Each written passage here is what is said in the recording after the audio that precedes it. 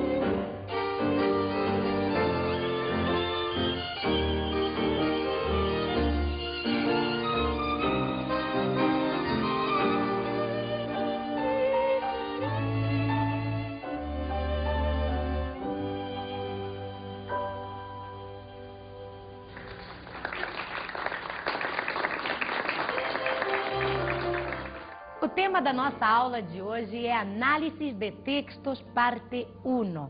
Nessa aula de hoje, nós vamos estar tratando de análises de textos e mostrando para vocês, passo a passo, vários itens que vão auxiliar na sua compreensão leitora. Nosso primeiro é o que é uma compreensão lectora. Muito bem, meus amigos, na vida universitária ou antes dela, a língua estrangeira, ela é levada, mostrada de uma forma instrumental. O que é isso? Textos, livros, obras que não são traduzidas para o português e você precisa dessa tradução para que você tenha uma compreensão global a respeito daquele assunto. O que fazer? Será que eu preciso saber ao pé da letra ou traduzir todas as palavras, passo a passo? Não é necessária uma compreensão total do texto para que você tenha toda a compreensão de um texto. Assim como em português, você não precisa saber todas as palavras para entender um texto. Em espanhol também não. Existem muitos outros recursos que podem estar auxiliando você nessa compreensão. Um bom exemplo é o nosso dicionário. Quando você vai buscar uma palavra nesse dicionário, você não lê o dicionário inteiro em busca de uma só palavra. Se essa palavra começa com P, automaticamente você vai se direcionar a ela por caminhos mais curtos. E é isso que nós vamos estar procurando e mostrando aqui para vocês. Caminhos mais curtos. Ao ler uma revista, por exemplo, você não lê o artigo inteiro para saber se o assunto te interessa. O título faz isso para você.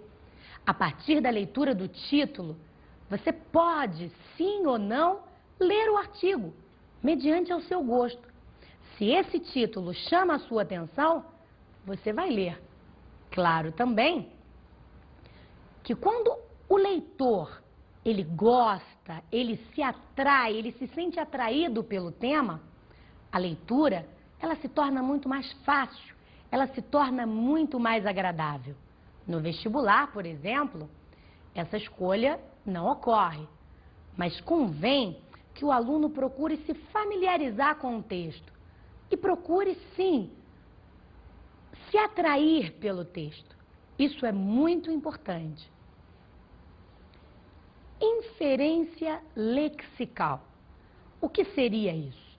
Vamos dar um exemplo. Nós, desde bebês, aprendemos a trabalhar a nossa inferência lexical. Como, por exemplo, um bilhete mal escrito ou um bilhete apagado. Será que você não seria capaz de identificar a mensagem desse bilhete? Claro que sim. Mas você vai ler esse bilhete com momentos, com pedaços faltosos. Mas aquelas poucas estruturas que te restam vão se unir como um quebra-cabeças. E você vai chegar à conclusão final desse bilhete. Não vai? Poucas palavras nós procuramos no dicionário. Isso acontece também em português. Quando você vai ler um texto em português e você não sabe aquela palavra, você a ignora. E você tenta entendê-la e deduzi-la pelo contexto. Na língua estrangeira, não pode ser diferente. Eu costumo sempre dar aos meus alunos o seguinte exemplo. No primeiro dia de aula, eu gosto de mostrar e trabalhar um texto com várias palavras diferentes. Um texto em espanhol com algumas palavras não pertencentes à língua, para confundir aqueles alunos que já estudaram espanhol, aqueles alunos que sabem. E eu peço aos alunos que eles leiam, ignorem o vocabulário desconhecido e me passem a mensagem central do texto. Ora, mesmo com esse vocabulário duvidoso, faltoso ou errado, o aluno é capaz de me dizer o que está mostrando o texto, o que está sendo passado ali, o que ele está lendo, ok? A esse critério, nós damos o nome de dedução. Todos os textos, eles possuem uma seguinte sequência: introdução, desenvolvimento e conclusão. Há uma coerência e o aluno, ele precisa entender e saber identificar, na hora da leitura, o que ele está lendo. Se ele está na introdução, se ele está na conclusão, se ele está no desenvolvimento. Quando o aluno é capaz de identificar isso, a compreensão é muito mais fácil. A Argentina lembra política, que lembra Juan Domingo Perón, que lembra a inesquecível Evita Perón. Filha de família pobre e quase sem instrução, Eva Maria Duarte tornou-se a figura mais idolatrada da história argentina.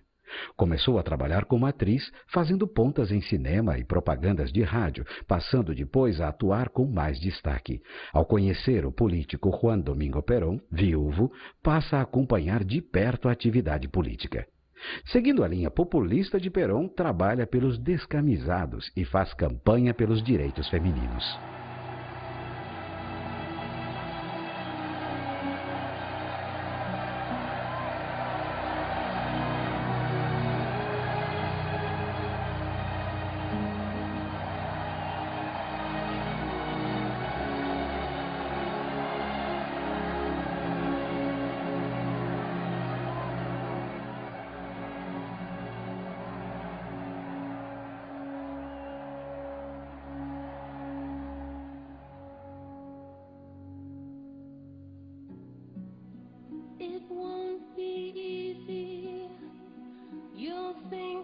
strange when I try to explain how I feel, that I still need your love after all that I've done.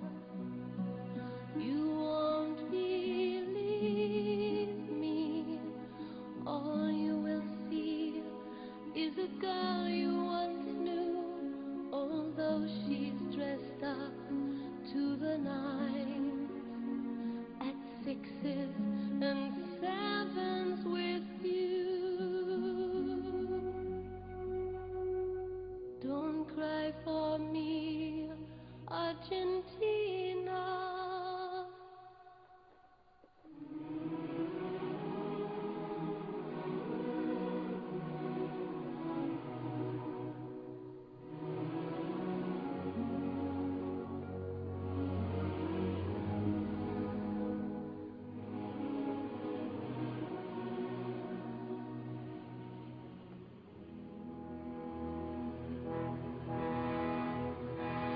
Don't cry for me, Argentina.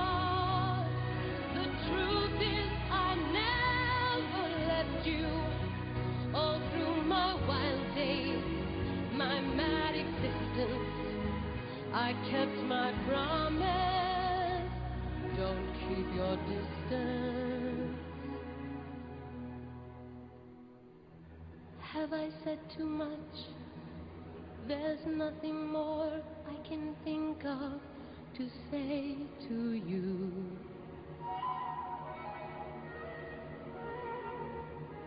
But all you have to do is look at me to know that every word is true.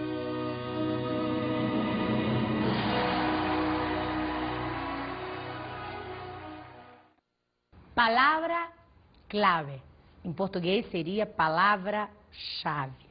O que seria uma palavra-chave? É aquela palavra que introduz o assunto principal. Essa palavra tem que ser sabida. Em espanhol, eu costumo falar para os alunos que nós temos o que chamamos de vocabulário padrão e vocabulário específico. Eu chamaria de vocabulário padrão aquele vocabulário mais universal, aquelas palavras mais cobradas, aquelas palavras mais usuais, aquelas palavras chaves. Eu chamaria de vocabulário específico aquele vocabulário específico da região, do local, do país. Que tipo de vocabulário é cobrado num texto de vestibular? Cobrado o padrão. Mas que apareça no vestibular os dois. Um vocabulário específico de uma região, de um país, ele pode aparecer num texto, mas dificilmente seria cobrado pela banca. Porque, por exemplo, nós temos em espanhol a palavra durazno. Durazno quer dizer pêssego, mas durazno só é pêssego na Argentina. Na Espanha é melocotón. Então, nós temos aí um exemplo típico de um vocabulário específico na Argentina e específico na Espanha. Então, melocotón ou durazno não pode aparecer no texto? Claro que pode, mas não é um vocabulário típico para ser cobrado. Agora, conjunções, advérbios e vocabulários universais, esses sim são cobrados e devem ser sabidos pelos alunos. Leitura superficial.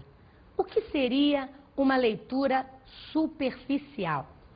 Uma leitura superficial, no inglês, ela é chamada de scanning, de escanear, né? Ou seja, aquela leitura por cima, aquela leitura que se faz sem minuciosos detalhes. É uma leitura bem interessante. Eu costumo dizer ao aluno que o texto ele deve ser lido no mínimo 3 vezes. A primeira vez seria a leitura superficial. Para quê? Para que, através dessa leitura, o aluno se situe, o aluno saiba exatamente do que se trata o texto e possa identificar alguns aspectos interessantes nele ressaltado. Informação não verbal. O que seria uma informação não verbal. Uma informação, um texto, onde não nos é passada a parte escrita. Bom, o que é um texto? Qualquer código que te passe uma linguagem, uma mensagem. Será que uma placa de trânsito é um texto? Claro que sim.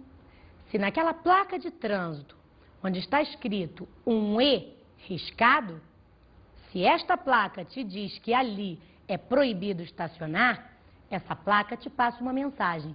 Se ela te passa uma mensagem, ela é um texto. Só que ali você tem um texto não verbal, porque aquilo ali é um gráfico, é uma imagem, é uma ilustração. Então, nós vamos ter vários textos, vários tipos de textos nos nossos vestibulares aí. Nós vamos ter, sim, por que não placas de trânsito, por que não charges, receitas, não é? E essa leitura não verbal, principalmente a de charge, ela deve ser muito bem feita. Normalmente, as bancas elas associam a leitura não verbal à leitura verbal. E a não verbal, ela é o passo inicial para a leitura verbal. Se você entendeu aquele desenho, aquele gráfico, aquela charge, você tem mais do que meio caminho andado para uma boa compreensão leitora. Nas charges, você deve observar muito bem as expressões dos bonequinhos.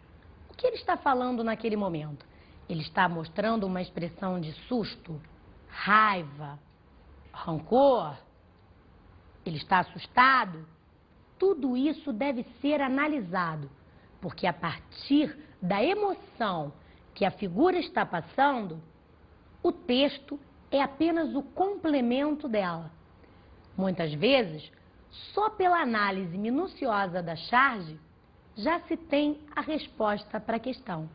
A Argentina lembra bife de chouriço, que lembra churrasco, que lembra comida típica. A carne de vaca é, por excelência, a base alimentar dos argentinos. O churrasco, ou melhor, assado, como é chamado na Argentina, constitui um verdadeiro ritual quando família e amigos se reúnem nos finais de semana. Conhecimento prévio. O que seria o conhecimento prévio? Ao estudarmos o espanhol, nós devemos inserir essa técnica para o conhecimento prévio a todo momento, ok? Por quê? Como nós já falamos aqui para vocês em várias aulas, o espanhol é uma língua irmã da língua portuguesa. Então, nós trabalhamos a todo momento com analogias. São línguas neolatinas, possuíram a mesma origem, porém, desenvolvimentos diferentes. Mas muitos segmentos foram mantidos. Então, nós temos palavras que são idênticas ao português. Digamos que 90% do vocabulário do espanhol é o português. Claro, é evidente que nós vamos ter um grande problema, que se resume nos 10%, que aí nós chamamos a essa categoria de palavras de heterossemânticos. O que é isso? Hétero, diferente. Semântico, significado. É uma palavra com a significação diferente da do português. É o caso, por exemplo, de apelido. Apelido, em espanhol, significa sobrenome. Só que nós temos a palavrinha em espanhol, sobrenombre, que em português quer dizer apelido. Por exemplo, meu nome é Andréia Ferreira.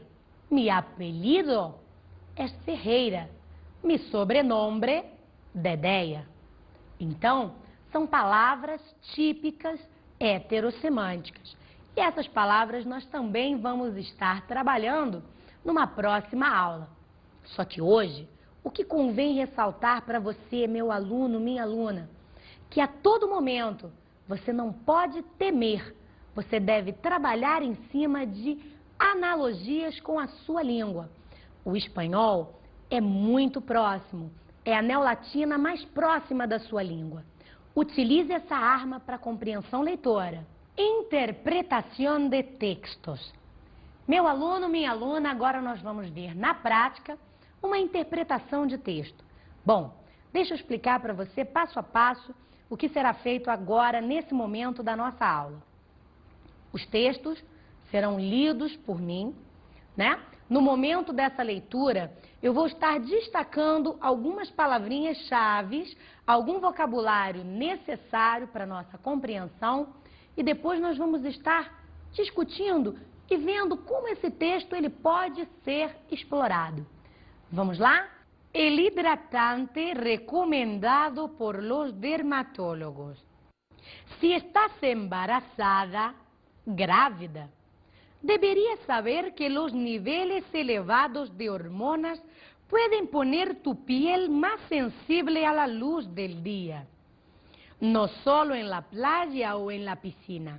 Caminando por la calle, manejando con una ventana abierta, siempre que estás al aire libre, tu piel está expuesta a los daños que se producen por la luz del día. Los dermatólogos llaman a esto melasma o máscara de embarazo. Los síntomas aparecen como forma de manchas y resequedad de la piel en la cara, con mayor frecuencia en pómulos, maçã do rosto, mentón, queixo y frente, testa. Nuestro hidratante está especialmente desarrollado, desenvolvido, para prevenir estas manchas, usando diariamente Neutrogena Moisture FPS 15, le otorgas a tu piel la protección que ella necesita, protegiéndola e hidratándola totalmente durante 12 horas. Los tiempos, 22 de julho de 2001. A partir da leitura do texto El Hidratante, podemos utilizar dois recursos de habilidades de leitura. São eles, leitura superficial e palavra-clave. A partir da leitura superficial, é possível identificar o formato do texto. E a partir da tradução dessas palavras-chave, podemos unir os dois recursos e termos o produto final, que é a compreensão do texto. Nessa leitura, poderíamos explorar alguns setores gramaticais. Trabalharíamos com gramática do discurso, mas isso nós vamos deixar para análises de textos 2. Eu quero trabalhar aqui agora com vocês e explorar a intenção do texto. A partir dessa leitura superficial e da tradução dessas palavras-chave, como você identifica o texto? Qual é a intenção do texto? O título é El hidratante recomendado por los dermatólogos. Na primeira parte do texto, o que nos é transmitido é a importância de usar o hidratante num determinado momento específico da vida de uma mulher, a gravidez. Depois, o texto ratifica a importância do uso do hidratante que foi recomendado pelos dermatologistas. O que você deduz? Qual é o intuito do texto? Vender o hidratante. O aluno, ele é capaz de deduzir que o texto, ele é uma propaganda, ele é um anúncio publicitário que visa vender o hidratante que foi recomendado pelos dermatologistas. Agora vamos analisar uma charge, trabalhando sempre também com a leitura não verbal. Vamos lá?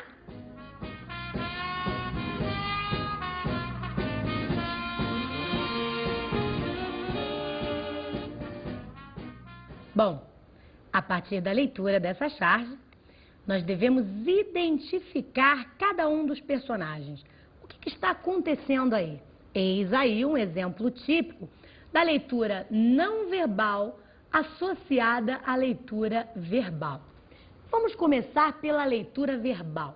Você tem companheiros, eu creio que esto vai levar algum tempo. Eu não conozco o apellido. O problema aí seria o vocábulo apellido. Bom, O leitor, ele precisa saber que apellido significa em português sobrenome. Mas vamos imaginar que o leitor não sabe a tradução de apellido. Vamos tentar deduzir pelo contexto. Nessa charge, o que você tem? Você tem um homem dentro de uma cabine telefônica portando uma lista telefônica. E você tem várias pessoas na fila da cabine telefônica, provavelmente com pressa, querendo dar seus telefonemas e mostrando uma expressão de raiva, porque aquela pessoa não desocupa de maneira alguma a cabine.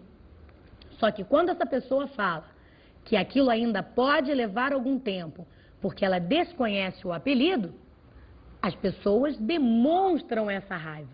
Mas como você vai identificar que apelido é sobrenome? Pela lista telefônica que ele tem em mãos, você tem uma sequência desenhada de vários nomes. Então imagine você que ele está procurando um José ou uma Maria, que são nomes muito comuns.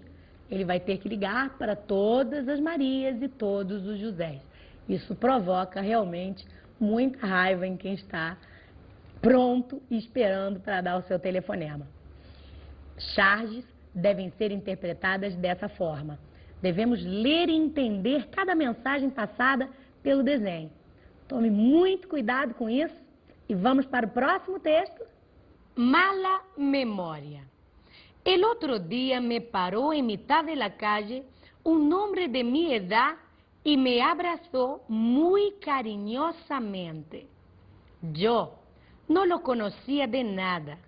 Me quedé sorprendido. Empezó a hablar de cosas que según él habíamos hecho los dos juntos. Yo me esforzaba en recordar su cara, su voz, pero todo era inútil.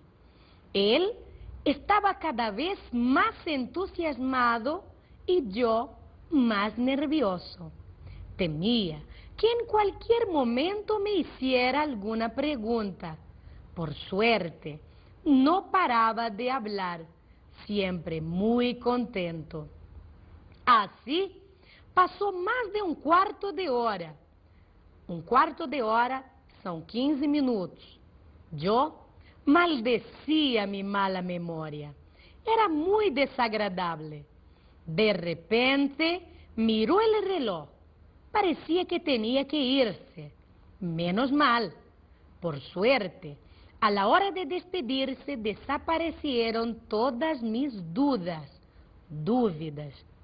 Me dijo muy seguro de sí mismo: bueno, José Luis, hasta otro día. Me alegro mucho de haber estado contigo. Recuerdos a tu mujer. Ni yo me llamo José Luis, ni estoy casado. Todavía puedo confiar en mi memória. Anécdota popular. Bom, gente, quem é que nunca passou por uma situação como essa, né? A do nosso personagem do texto.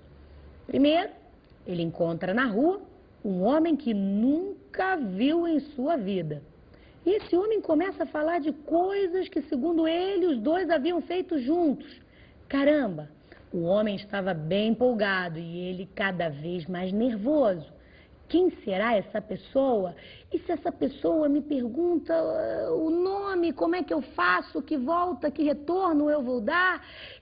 Sorte que o interlocutor não parava de falar, sempre muito contente. No final, para alívio do nosso personagem, o interlocutor lhe diz: bom José Luiz, até outro dia, mande recordações à sua mulher. E o nosso personagem se dá conta de que não era ele o da memória faltosa, e sim o seu interlocutor, porque ele não se chamava José Luiz e, no entanto, ele não era casado. Então, ele ainda poderia confiar na sua memória. Nessa aula de hoje, eu gostaria de chamar a atenção para o advérbio todavia. No final do texto, ele fala: todavia puedo confiar em mi memória. Como professora de espanhol, eu elaboraria a seguinte questão: eu destacaria o vocábulo todavia e perguntaria ao meu aluno o que aquele vocábulo estaria expressando ali naquele momento frasal.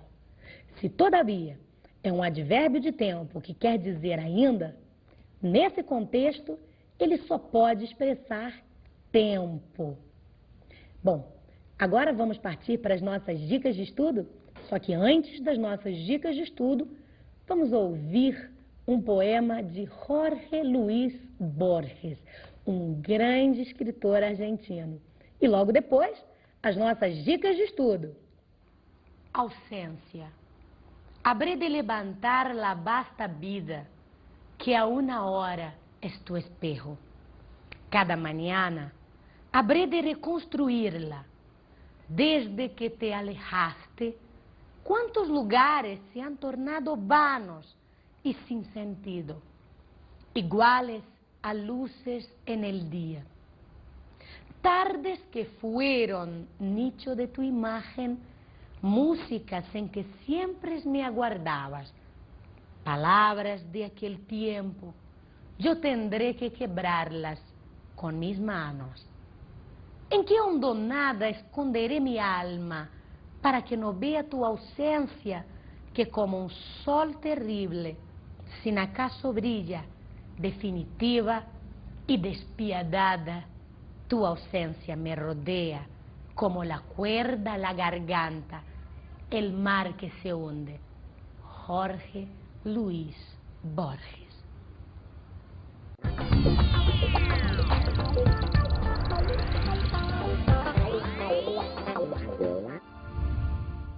A minha dica de estudo para vocês hoje é muito simples. Se nós tratamos de compreensão leitora, nada melhor que praticar. Quanto mais você ler textos, mantiver contato com o idioma, mais facilidade de compreensão leitora você tem. Bom, no nosso material didático, você vai ter aí uma boa seleção de textos de vestibulares de todo o país para praticar. Mas independente disso, eu gostaria de estar indicando um site de onde é extraído vários textos de vários vestibulares de todo o país. É o jornal El País. E o site desse jornal é www.elpais.es. Repito, www.elpais, tudo junto, .es. Acessando esse site, você poderá ler textos do jornal El País e eu recomendo a coluna Cartas de Leitores. São cartas, é uma coluna onde é aberto um espaço para a população reivindicar, reclamar, protestar algum direito. São textos argumentativos e muitos deles já foram textos e temas de provas de vestibulares. Essa é a minha dica, um grande abraço e boa aula!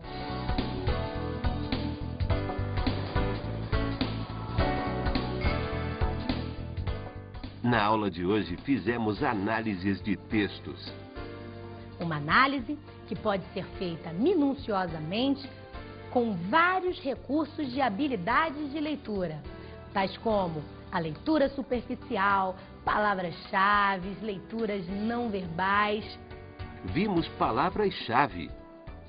Palavra-chave, o que viria a ser isso? É aquele vocabulário essencial, importante e fundamental para a compreensão leitora. Esse sim deve ser sabido pelos alunos. Tome muito cuidado com os heterossemânticos, que são aquelas palavrinhas que são os falsos cognatos que podem atrapalhar você. Também estudamos informações não verbais. A leitura não verbal é muito importante também. Você deve analisar muito bem os personagens da charge, os desenhos indicados, as expressões passadas por eles. Com todos esses recursos de habilidade de leitura e um pouquinho de prática, o resultado vai ser muito eficaz. Bons estudos!